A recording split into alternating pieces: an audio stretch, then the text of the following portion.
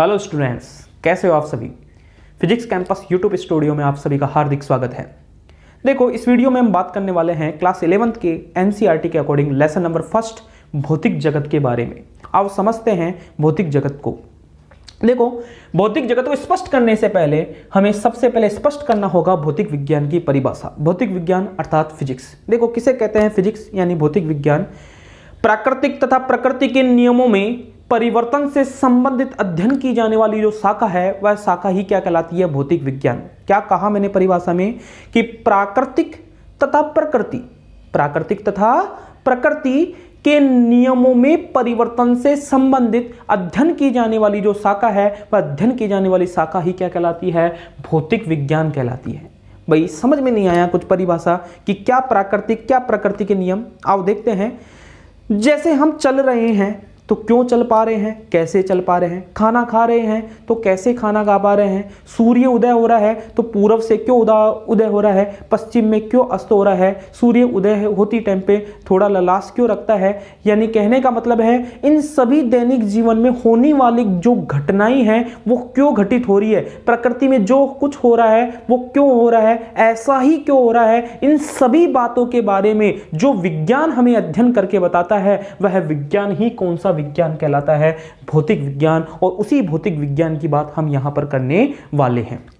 तो भौतिक विज्ञान के अंदर मैंने भी तो परिभाषा में यही कहा कि प्राकृतिक तथा प्रकृति, जो प्रकृति के अंदर तुम देख रहे हो वो क्यों घटित हो रहा है, उनके नियमों में परिवर्तन से संबंधित अध्ययन की जाने वाली जो शाखा है वो अध्ययन की जाने वाली शाखा ही क्या कहलाती है? भौतिक विज्ञान कहलाती है। तो इसकी परिभाषा से ही ये बात क्लियर हो रही है कि यहां इस सब्जेक्ट के अंदर या ये एक ऐसी सब्जेक्ट है जिसमें रटने की कहीं पर भी कोई संभावना नहीं है, यानी रटने का काम ही नहीं है, क्योंकि डेफिनेशन में हमने कह दिया कि दैनिक जीवन में जो भी घटनाएं घटित हो रही है वो क्यों घटित हो रही है, वो सारी बातें किसके अंतर्गत आती है? इसी भौतिक विज्ञान के अंतर्गत आती है। और वो दैनिक जीवन या वो प्रकृति हम किससे जुड़ी हुई है? हमसे जुड़ी हुई है। और जो बात हमसे जुड़ी हुई है तो हम अपने ऊपर लेकर के उसको देखें ना कि ऐसा हो रहा है तो आखिर कैसा हो रहा है, तो थोड़ा और भी अच्छे से एक्सप्लेन कर पाएंगे, थोड़ा और भी अच्छे से हम उस बात को समझ पाएंगे। इसीलिए हम कह रहे हैं कि यह एक ऐसा विज्ञान है जिसको मानव स्वयं खुद के साथ या खुद पे लेकर के सोच सकता है या समझ सकता है, जिसे ही हम क्या कहते हैं? भौतिक विज्ञान कहते हैं। तो ये थी हमारी भौतिक विज्ञान की परिभाषाएं। इस भौतिक विज्ञान की परिभाषाओं के बाद इस भौतिक जगत को स्पष्ट करने के लिए एक अन्य परिभाषा चुनी गई जिसे हम यूज ले रहे हैं भौतिक वस्तुएं के नाम से। तो नेक्स्ट डेफिनेशन हम समझ रहे हैं भौतिक वस्तुएं। भौतिक वस्तुएं, देखो, वैज्ञानिकों ने सर्वप्रथम इन भौतिक वस्तुओं को परिभाषित करते हुए कहा कि ऐसी वस्तुएं या वे सभी वस्तुएं जिन्हें हमारी ज्ञानेंद्रियों द्वारा महसूस किया जा सके। क्या कह रहा हूं? वे सभी वस्तुएं जिन्हें हमारी ज्ञानेंद्रिय द्वारा महसूस किया जा सके। तो वे सभी कौन सी वस्तुएं कहलाती है? भौतिक वस्तुएं। जैसे ज्ञानेंद्रियां यानी जैसे आंख, नाक, कान, त्वचा, मुंह, ये सभी क्या कहलाती है? 5 ज्ञानेंद्रियां कहलाती है। और इन ज्ञानेंद्रियों द्वारा अगर किसी वस्तु का बोध हमें होता है, महसूस हमें हो सकती है, तो ऐसी स्थिति में वो सभी कौन सी वस्तुएं प्रारंभ में कहलाई? भौतिक वस्तुएं कहलाई। जैसे ये मार्कर है मेरे हाथ में, इस मार्कर को मैंने पकड़ा तो पकड़ने पर महसूस हो रहा है कि मैंने किसी वस्तु को हाथ में लिया हुआ है। मैं इस मार्कर को देख भी पा रहा हूं, मैं इस मार्कर को देख भी पा रहा हूं, जिससे स्पष्ट हो रहा है कि ये क्या भौतिक वस्तु है या नहीं है। स्पष्ट हो रहा है कि ये एक भौतिक वस्तु है। इसी प्रकार जब भी हम प्रकृति में किसी भी वस्तु को देख सकते हैं, किसी भी वस्तु को गंध के द्वारा पहचान सकते हैं या किसी भी वस्तु को स्पर्श करके पहचान सकते हैं, तो वही सभी की सभी वस्तुएं कौन सी वस्तुएं कहलाई? भौतिक वस्तुएं। लेकिन जैसे ही वैज्ञानिकों ने रिसर्च को आगे बढ़ाया तब रिसर्च करने पर पाया गया कि प्रकृति में कुछ ऐसे भी पार्टिकल्स होते हैं, प्रकृति में कुछ ऐसी भी वस्तुएं होती हैं जिन्हें हमारी ज्ञानेंद्रिय द्वारा महसूस नहीं किया जा सकता। जैसे फॉर एग्जाम्पल प्रोटॉन में उपस्थित इलेक्ट्रॉन तथा प्रोटॉन तथा न्यूट्रॉन, ये सभी ऐसे पार्टिकल्स हैं जिन्हें हमारी नग्न आंखों से नहीं देखा जा सकता। ये सभी ऐसे पार्टिकल्स या ऐसे कण हैं जिन्हें हमारी नग्न आंखों से नहीं देखा जा सकता। हम इलेक्ट्रॉन को नहीं देख सकते, हम प्रोटॉन को नहीं देख सकते, हम न्यूट्रॉन को नहीं देख सकते। और जब इन्हें नग्न आंखों से नहीं देखा जा सकता, यानी सीधा सीधा कहने का मतलब तो ये हुआ कि इन्हें हमारी ज्ञानेंद्रियों द्वारा अनुभव नहीं किया जा सकता, लेकिन फिर भी इन्हें भौतिक जगत में रखा गया। यानी कहने का मतलब है फिर भी इन्हें भौतिक वस्तुएं कहा गया।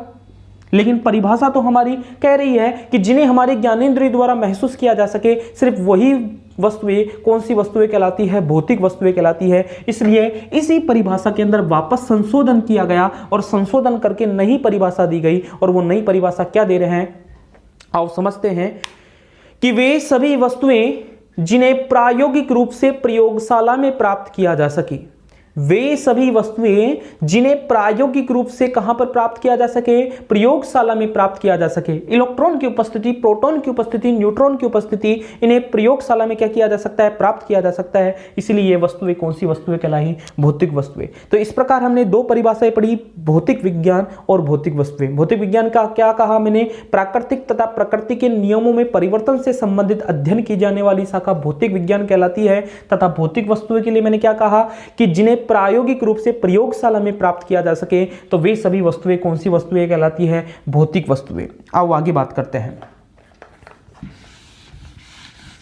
इसी भौतिक जगत के अंदर नेक्स्ट कंसेप्ट हमारा आता है भौतिकी का कार्य क्षेत्र तथा विस्तार।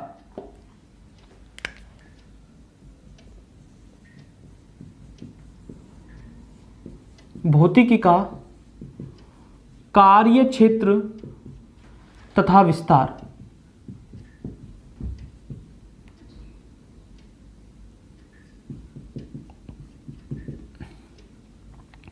देखो, जो भौतिक विज्ञान थी, इस भौतिक विज्ञान को कार्य के आधार पर या कह सकते हो समय के आधार पर इस भौतिक विज्ञान का विभाजन किया गया। और विभाजन जो किया गया वो समय के आधार पर किया गया। किस प्रकार विभाजन किया गया, आओ समझते हैं। जो भी हमारी भौतिक विज्ञान थी,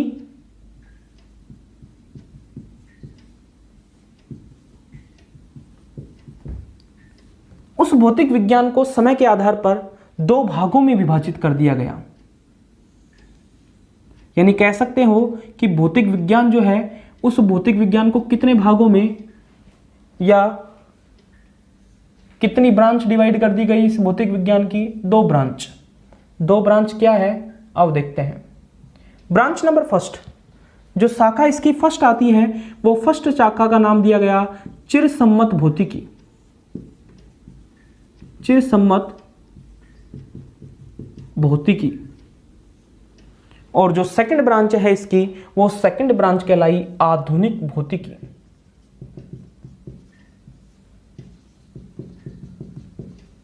आधुनिक भौतिकी, समझना भाई। दो ब्रांचों में इसको डिवाइड किया गया, दो शाखाओं में इसे डिवाइड किया गया। एक शाखा तो है चिरसम्मत भौतिकी, जबकि दूसरी शाखा है आधुनिक भौतिकी। देखो, चिर का मतलब होता है पुराना, और आधुनिक का मतलब होता है नया। तो यहीं से पता चल रहा है चिर यानी पुराना और आधुनिक का मतलब नया। यानी जो ये भौतिकी है वो कैसी भौतिकी है? पुरानी भौतिकी। जबकि ये जो भौतिकी है, यानी जो ये फिजिक्स है, वो कैसी फिजिक्स है? नई फिजिक्स। यानी चिरसम्मत भौतिकी पुरानी फिजिक्स के रूप में जानी जाती है, जबकि आधुनिक भौतिकी जो है वो नई फिजिक्स के रूप में जानी जाती है। लेकिन पहले ये तो स्पष्ट हो कि किसे पुराना कहेंगे, किसे नया कहेंगे। कि भाई जैसे मैं कहूं कि मेरा आज का जो दिन है, इस आज के दिन से पहले का जो समय था उसे पुराना कह रहा हूं, और आने वाला जो समय है उसे नया कह रहा हूं। इसी तरह यहां पर यह भी तो निश्चित हो कि कौन से समय से पहले पुराना माना जाएगा और कौन से समय से बाद में नया माना जाएगा। तो उसके लिए एक सन निर्धारित की गई 19वीं शताब्दी। 19वीं शताब्दी।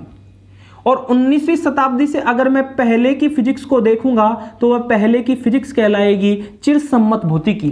यानी 19वीं शताब्दी से पहले की जो फिजिक्स है वो पुरानी फिजिक्स है, जिसे नाम दे रहे हैं हम चिरसम्मत भौतिकी। जबकि 19वीं शताब्दी के बाद की जो नई फिजिक्स हमारे सामने निकल करके आ रही है उसे ही क्या कहते हैं, आधुनिक भौतिकी। तो इस प्रकार समय के आधार पर यह भौतिकी की दो ब्रांच हमारी डिवाइड हुई है, चिरसम्मत भौतिकी और आधुनिक भौतिकी, यानी क्लासिकल फिजिक्स और मॉडर्न फिजिक्स। क्लासिकल फिजिक्स और मॉडर्न फिजिक्स। तो यहां हमने क्या कहा कि चिरसम्मत भौतिकी की वह शाखा जिसमें 19वीं शताब्दी से पहले होने वाली खोजों का अध्ययन किया जाता है, 19वीं शताब्दी से पहले तक की खोजों का अध्ययन किया जाए। चिरसम्मत भौतिकी की वह शाखा जिसमें 19वीं शताब्दी से पहले तक की खोजों का अध्ययन किया जाता हो, तो वह कौन सी भौतिकी कहलाती है, चिरसम्मत भौतिकी।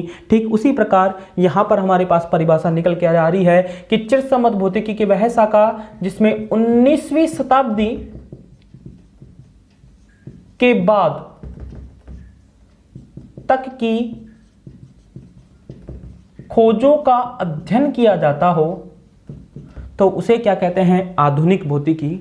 तो ये हमारी दो ब्रांच हो चुकी है, चिरसम्मत भौतिकी जिसमें हमने कहा 19वीं शताब्दी तक होने वाली खोजों का अध्ययन किया जाता हो, वह चिरसम्मत भौतिकी कहलाती है। जबकि 19वीं शताब्दी के बाद तक होने वाली खोजों का अध्ययन जिसमें किया जाता है वो क्या कहलाती है, आधुनिक भौतिकी कहलाती है। देखो जो ये चिरसम्मत भौतिकी है, इस चिरसम्मत भौतिकी की भी अपनी कुछ ब्रांच होती है, और वो क्या ब्रांच होती है आओ देखते हैं। इसकी निम्न शाखाएं होती है, निम्न शाखाएं होती हैं।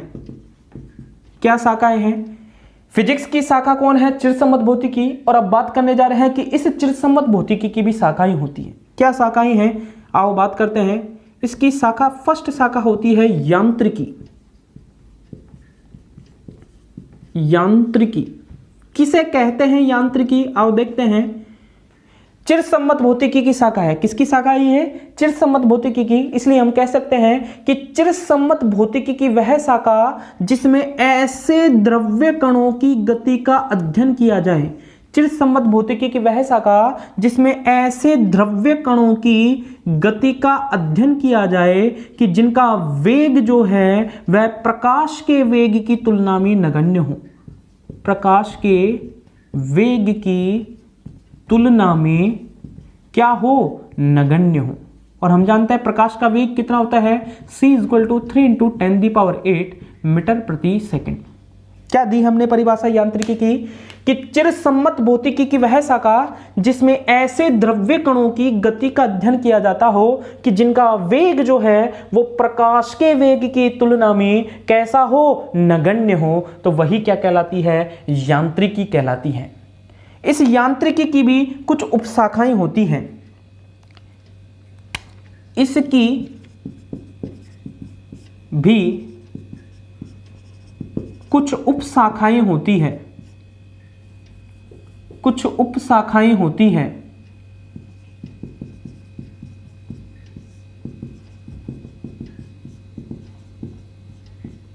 क्या उपशाखाएं होती है आओ बात करते हैं। इसकी कुछ उपशाखाएं, फर्स्ट उपशाखा होती है स्थितिकी।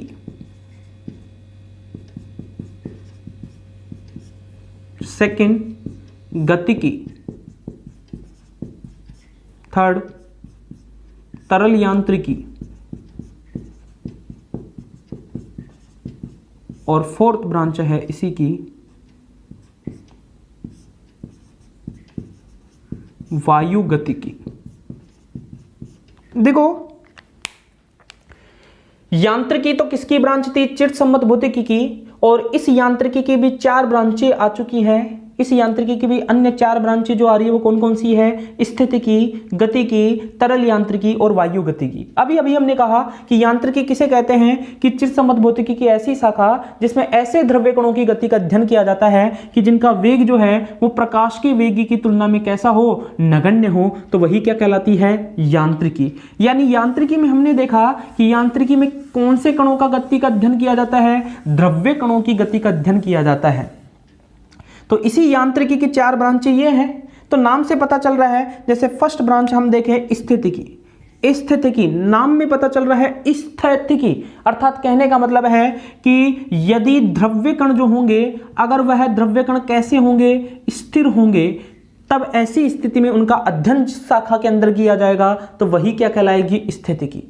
चिरसम्मत भौतिकी या कह सकते हो यांत्रिकी की वह शाखा जिसमें ऐसे द्रव्य कणों का अध्ययन किया जाता है जो कैसी अवस्था में हो, स्थिर अवस्था में हो, तो वह क्या कहलाती है, स्थितिकी। ठीक इसी प्रकार यहां आ रहा है गतिकी। गतिकी से पता चल रहा है कि जिसमें द्रव्य कण क्या कर रहे हो, गतिशील हो, क्या हो, गतिशील हो, अर्थात कहने का मतलब है कि यांत्रिकी की वह शाखा जिसमें ऐसे द्रव्य कणों का अध्ययन किया जाता हो वो जो कि सिर्फ और सिर्फ क्या हो, गतिशील हो। यांत्रिकी की वह शाखा जिसमें ऐसे द्रव्य कणों का अध्ययन किया जाता हो जो कि सिर्फ और सिर्फ क्या हो, गतिशील हो, क्या कहलाती है, गतिकी कहलाती है। ठीक इसी तरह इसकी थर्ड ब्रांच देख रहे हैं तरल यांत्रिकी। देखो तरल किसे कहते हैं, द्रव या गैस, द्रव या गैस क्या कहलाते हैं, तरल कहलाते हैं। और यदि उस तरल के अंदर, तरल, तरल यानी कहने का मतलब है द्रव और गैस, और इस द्रव या गैस यानी तरल की गति का जिसमें अध्ययन किया जाता है वही क्या कहलाता है, तरल यांत्रिकी। अर्थात कहने का मतलब है कि यांत्रिकी की वह शाखा जिसमें तरल, तरल यानी द्रव व गैस की गति का अध्ययन किया जाता है क्या कहलाती है, तरल यांत्रिकी। इसके बाद अगली ब्रांच हम देख रहे हैं वायु गतिकी। वायु गतिकी नाम में पता चल रहा है जो भी गति होनी चाहिए वो कहाँ होनी चाहिए, वायु में। अर्थात कहने का मतलब है यदि द्रव्य कण जो है वो द्रव्य कण कहाँ गति करे, वायु में गति करे, या कहाँ गतिशील हो, वायु में, तो वह शाखा कौन सी शाखा कहलाती है, वायु गतिकी। अर्थात कहने का मतलब है कि यांत्रिकी की वह शाखा जिसमें वायु में गतिशील द्रव्य कणों की गति का अध्ययन किया जाता है क्या कहलाती है, वायु गतिकी। इस प्रकार इस यांत्रिकी की ये चारों ब्रांच हमारी हुई कंप्लीट। अब आगे बात करते हैं, इस चिरसम्मत भौतिकी की अगली शाखा होती है ऊष्मा गतिकी। ऊष्मा गतिकी, देखो ऊष्मा गतिकी किसे कहते हैं, किसकी शाखा है ये, चिरसम्मत भौतिकी की। तो चिरसम्मत भौतिकी की वह शाखा जिसमें ऊष्मा का कार्य में तथा कार्य का ऊष्मा में परिवर्तन का अध्ययन किया जाता हो। क्या कह रहा हूं मैं कि चिरसम्मत भौतिकी की ऐसी शाखा जिसमें ऊष्मा का तो कार्य में तथा कार्य का ऊष्मा में परिवर्तन का अध्ययन किया जाए, अर्थात ऊष्मा से कार्य प्राप्त किया जाए तथा कार्य से पुनः क्या प्राप्त की जा सके, ऊष्मा प्राप्त की जा सके। इस तथ्यों का जिसमें अध्ययन किया जाता है वही क्या कहलाती है, ऊष्मा गतिकी कहलाती है। इसी चिरसम्मत भौतिकी की थर्ड ब्रांच आती है हमारी तरंग गतिकी। तरंग गतिकी, आओ देखते हैं तरंग गतिकी क्या है। देखो तरंग जो है वो एक विक्षोभ है जिसमें नियत वेग से ऊर्जा व संवेग का संचरण होता है, और इन विक्षोभों की गति जो होती है वो गति ही क्या कहलाती है, तरंग गति कहलाती है। क्या कहलाती है, तरंग गति कहलाती है। अर्थात कहने का मतलब क्या है, अगर हम किसी तालाब के किनारे बैठे हुए हैं, ये कोई तालाब है,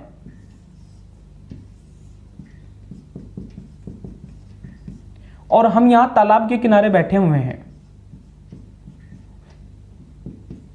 यहां तालाब के किनारे बैठे हुए हैं, और यहां से हमने ये पत्थर उठाया, और इस पत्थर को उठा करके जैसे ही हम इस शांत जल में डालते हैं, ये शांत जल है तालाब का, और जैसे ही इस तालाब के शांत जल में डालते हैं तो जैसे जहां जाकर के ये पत्थर हमारा गिरता है वहां जाकर के हम देखते हैं कि जैसे शांत जल में हम पत्थर गिराते हैं तो उसके चारों तरफ कुछ रिंग्स बनने लग जाती है, कुछ इस प्रकार से कि सपोज दैट ये पत्थर हमारा यहाँ गिरा तो इस पत्थर के चारों तरफ कुछ इस प्रकार से ये रिंग्स बनने लग जाएंगी, और ये जो रिंग बनेंगी ये जहां भी हमारा पत्थर गिरेगा उस पत्थर से बाहर की ओर फैलती जाएंगी। अर्थात कहने का मतलब है कि बनने वाली जो ये रिंग्स बन रही है वो केंद्र से परिधि की ओर होगी। किधर से किधर की ओर जाएगी, केंद्र से परिधि की ओर जाएंगी। कुछ इस प्रकार से ये गति करेगी, केंद्र से परिधि की ओर ये रिंग्स गति करेंगी, और ये जो रिंग्स हैं यही हैं विक्षोभ। इन्हें ही क्या कहते हैं, विक्षोभ, और जिनमें क्या पाया जाता है, ऊर्जा और संवेग। ऊर्जा और क्या पाया जाता है, संवेग पाया जाता है। अब देखो ये पहला विक्षोभ था, ये दूसरा विक्षोभ, फिर ये तीसरा विक्षोभ, ये चौथा विक्षोभ, ये पांचवा विक्षोभ, और इस प्रकार से ये विक्षोभ क्या करता हुआ जा रहा है, गति करता जा रहा है। इस प्रकार से ये विक्षोभ क्या करता जा रहा है, गति करता जा रहा है। और इन विक्षोभों की जो ये गति है, ये गति ही कहलाती है तरंग गति। और यही तो परिभाषा में मैंने यहां पर कहा है क्या, कि चिरसम्मत भौतिकी की वह शाखा जिसके अंदर तरंगों से संबंधित अध्ययन किया जाए।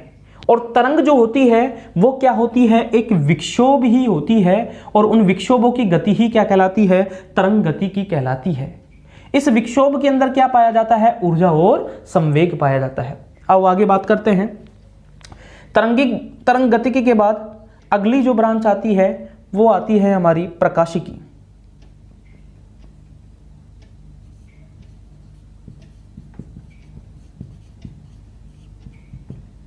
देखो नाम से पता चल रहा है प्रकाशिकी, अर्थात प्रकाशिकी का मतलब है कि जिसमें प्रकाश से संबंधित अध्ययन किया जाए।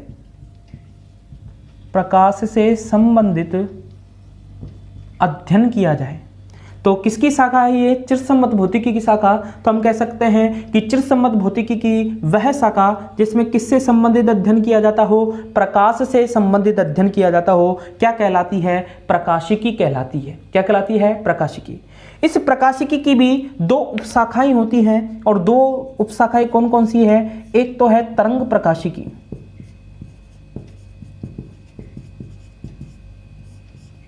और एक है किरण प्रकाशिकी।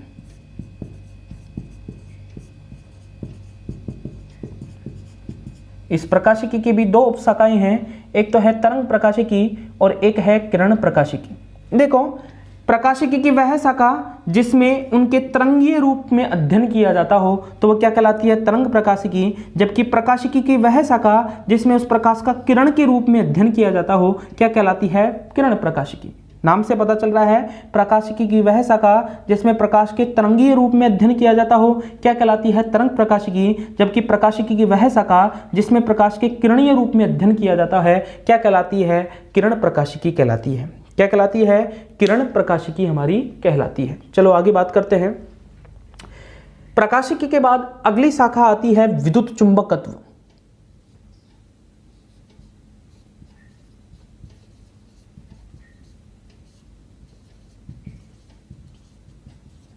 विद्युत चुंबकत्व। देखो विद्युत चुंबकत्व की यदि हम बात करें तो नाम से पता चल रहा है विद्युत, विद्युत यानी कौन से क्षेत्र की बात करेंगे, यहां पर हम विद्युत क्षेत्र की।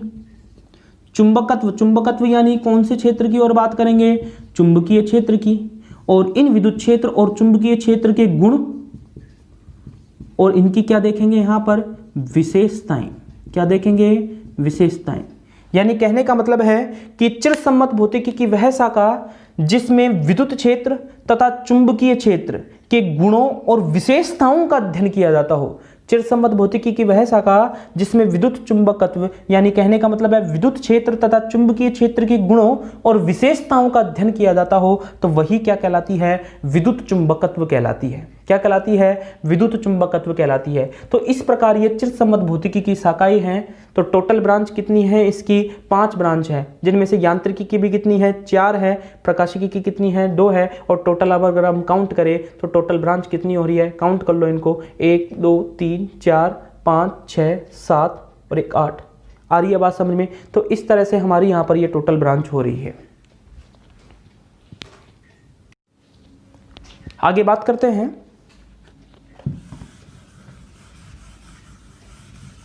इसी प्रकार यदि हम बात करें आधुनिक भौतिकी की, देखो आधुनिक भौतिकी की परिभाषा में मैं कह ही चुका हूं कि 19वीं शताब्दी के बाद होने वाली खोजों का जिसके अंतर्गत अध्ययन किया जाता है वो क्या कहलाती है, आधुनिक भौतिकी।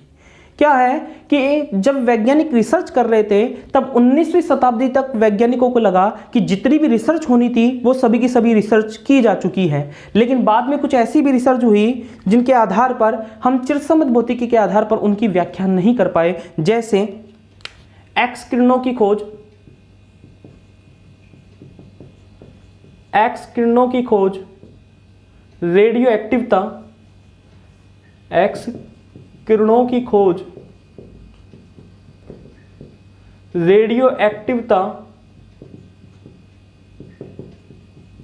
ये कुछ ऐसी खोजें हुई 19वीं शताब्दी के बाद जिनकी व्याख्या इस चिरसम्मत भौतिकी के आधार पर नहीं की जा सकी, इसीलिए एक नई शाखा फिजिक्स की बनाई गई 19वीं शताब्दी के बाद, जिसे कहा गया आधुनिक भौतिकी। क्या कहा गया? आधुनिक भौतिकी। तो आओ बात करते हैं इस आधुनिक भौतिकी की। आधुनिक भौतिकी जो है इसकी फर्स्ट ब्रांच है हमारे पास, जो आधुनिक भौतिकी है इसकी फर्स्ट ब्रांच है परमाणु भौतिकी।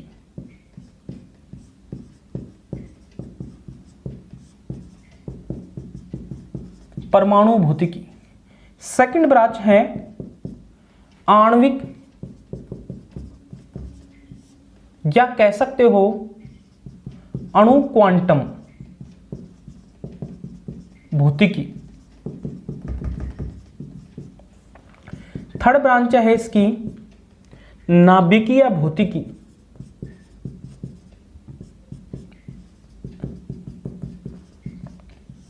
फोर्थ ब्रांच है इसकी ठोस अवस्था भौतिकी।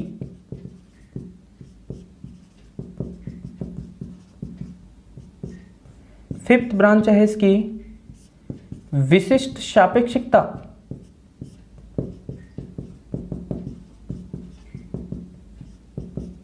सिक्स्थ ब्रांच है इसकी सापेक्षिकता का सामान्य सिद्धांत।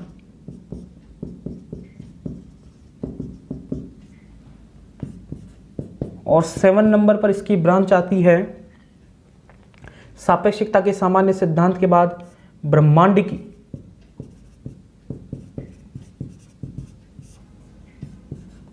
8 नंबर पर इसकी ब्रांच आती है कण भौतिकी। और लास्ट ब्रांच आती है 9 नंबर पर प्लाज्मा भौतिकी। आओ एक एक करके सभी की व्याख्या करते हैं। देखो, आधुनिक भौतिकी की ब्रांच है, ये सभी किसी की ब्रांच है? आधुनिक भौतिकी। तो आधुनिक भौतिकी की सबसे पहले फर्स्ट ब्रांच हम ले रहे हैं परमाणु भौतिकी की। क्या होती है परमाणु भौतिकी? नाम से पता चल रहा है कि भौतिकी तो है, लेकिन किसकी है? परमाणु की। परमाणु अर्थात कहने का मतलब है कि परमाणु की सोच, परमाणु की खोज और परमाणु की विशेषताएं, परमाणु के आकार, परमाणु की आकृति तथा परमाणु में उपस्थित आवेशों तथा परमाणु में उपस्थित गुण और गुणधर्मों का जिसमें अध्ययन किया जाता है, वही क्या कहलाती है? परमाणु भौतिकी। यानी कहने का मतलब है आधुनिक भौतिकी की वह शाखा जिसमें परमाणु से संबंधित अध्ययन किया जाता हो, परमाणु के गुणों, परमाणु की विशेषताओं का अध्ययन किया जाता हो, क्या कहलाती है? परमाणु भौतिकी। ऐसे ही सेकंड ब्रांच आती है आणविक। आणविक यानी अणु। आणविक का मतलब है अणु से, इसीलिए आणविक कह सकते हो या अणु क्वांटम कह सकते हो। तो सेकंड ब्रांच है आधुनिक भौतिकी की आणविक या अणु क्वांटम भौतिकी। अर्थात कहने का मतलब है आधुनिक भौतिकी की वह शाखा जिसमें आणविक यानी अणु की संरचना, अणु के गुण तथा अणु की विशेषताओं से संबंधित अध्ययन किया जाता हो, तो वह क्या कहलाती है? आणविक भौतिकी कहलाती है। इसकी थर्ड ब्रांच आती है नाभिकीय भौतिकी। नाभिकीय भौतिकी किसे कहते हैं? कि आधुनिक भौतिकी की वह शाखा जिसमें नाभिक की संरचना, नाभिक के गुणों, नाभिक की विशेषताएं, नाभिक संलयन तथा नाभिक के विखंडन के संबंधित अध्ययन किया जाता है, क्या कहलाती है? नाभिकीय भौतिकी। देखो, एक तो होता है नाभिकीय संलयन और एक होता है नाभिकीय विखंडन। दो परमाणुीय नाभिक जब जुड़ते हैं तो उसे कहते हैं संलयन। और यदि एक भारी परमाणुीय नाभिक दो या दो से अधिक परमाणुीय नाभिक में टूटता है तो उसे कहते हैं विखंडन। और इनसे संबंधित अध्ययन जिस भौतिकी के अंदर किया जाता है वही आधुनिक भौतिकी की शाखा क्या कहलाती है? नाभिकीय भौतिकी। इसके बाद अगली ब्रांच आती है आधुनिक भौतिकी की ठोस अवस्था भौतिकी। ठोस अवस्था भौतिकी क्या है भाई? कि जो भी क्रिस्टलीय अर्धचालक पदार्थ होते हैं, मिश्र धातुएं जो होती हैं, उनकी गुणों और विशेषताओं का आधुनिक भौतिकी की जिस शाखा में अध्ययन किया जाता है वही क्या कहलाती है? ठोस अवस्था भौतिकी कहलाती है। इसके बाद अगली ब्रांच है विशिष्ट सापेक्षिकता। देखो, विशिष्ट सापेक्षिकता में किसका अध्ययन किया जाता है? गुरुत्वाकर्षण के नियमों गुरुत्वाकर्षण तथा अंतरिक्ष के मध्य में होने वाली अन्योन क्रिया का जिस भौतिकी में अध्ययन किया जाता है वही क्या कहलाती है, विशिष्ट सापेक्षिकता कहलाती है। इसके बाद अगली ब्रांच आती है सापेक्षिकता का सामान्य सिद्धांत। देखो सापेक्षिकता के सामान्य सिद्धांत में किसका अध्ययन किया जाता है, जो वैज्ञानिक आइंस्टीन थे उन आइंस्टीन द्वारा समय पर आधारित या समय के संदर्भ में कुछ सिद्धांत दिए गए और उन्हीं सिद्धांतों का भौतिकी की जिस शाखा में अध्ययन किया जाता है वही शाखा कहलाती है सापेक्षिकता का सामान्य सिद्धांत। अगली ब्रांच आती है ब्रह्मांडिकी की। नाम से पता चला है ब्रह्मांडिकी, अर्थात ब्रह्मांडिकी यानी ब्रह्मांड, अर्थात कहने का मतलब है कि आधुनिक भौतिकी की वह शाखा जिसमें ब्रह्मांड से संबंधित अध्ययन किया जाता हूं। ब्रह्मांड से संबंधित क्या अध्ययन भाई, कि ब्रह्मांड का उद्भव क्या है, ब्रह्मांड का विकास क्या है, किस प्रकार ब्रह्मांड का उद्भव हुआ, क्या ब्रह्मांड का विकास है, उससे संबंधित अध्ययन जिस शाखा में किया जाता है वही क्या कहलाती है, ब्रह्मांडिकी। अगली शाखा आती है इस आधुनिक भौतिकी की कण भौतिकी। देखो कण जो हम जानते हैं मूल कण कौन कौन से होते हैं, जैसे इलेक्ट्रॉन हुआ, प्रोटॉन हुआ, इलेक्ट्रॉन, प्रोटॉन, न्यूट्रॉन, ये परमाणु के कौन से कण होते हैं, मूल कण होते हैं। और इन्हीं मूल कणों की गुणों, विशेषताओं, गुणधर्मों और विशेषताओं का जिस भौतिकी के अंतर्गत अध्ययन किया जाता है वही क्या कहलाती है, पार्टिकल साइंस यानी कण भौतिकी कहलाती है। अगली ब्रांच आती है प्लाज्मा भौतिकी। देखो प्लाज्मा जो होती है वो पदार्थ की चौथी अवस्था होती है। पदार्थ की चौथी अवस्था जो होती है, तीन अवस्थाएं तो कौन कौन सी होती है, एक अवस्था होती है ठोस, एक अवस्था होती है द्रवीय अवस्था, एक होती है अवस्था गैसीय अवस्था। तो इस प्रकार ठोस, द्रव और गैस ये तीन अवस्थाएं होती है। लेकिन तीनों के अलावा या तीनों के अतिरिक्त जो पदार्थ की चौथी अवस्था होती है वो चौथी अवस्था कौन सी अवस्था कहलाती है, प्लाज्मा अवस्था कहलाती है। और प्लाज्मा यानी पदार्थ की चौथी अवस्था से संबंधित जो अध्ययन जिस भौतिकी में किया जाता है वही क्या कहलाता है, प्लाज्मा भौतिकी कहलाता है। अर्थात आधुनिक भौतिकी की वह शाखा जिसमें पदार्थ की चौथी अवस्था से संबंधित अध्ययन किया जाता है क्या कहलाता है, प्लाज्मा भौतिकी कहलाता है। इस प्रकार हमने भौतिक जगत के अंतर्गत भौतिक विज्ञान की परिभाषा, भौतिक वस्तुओं की परिभाषा तथा भौतिकी का कार्य क्षेत्र तथा विस्तार की बात करी।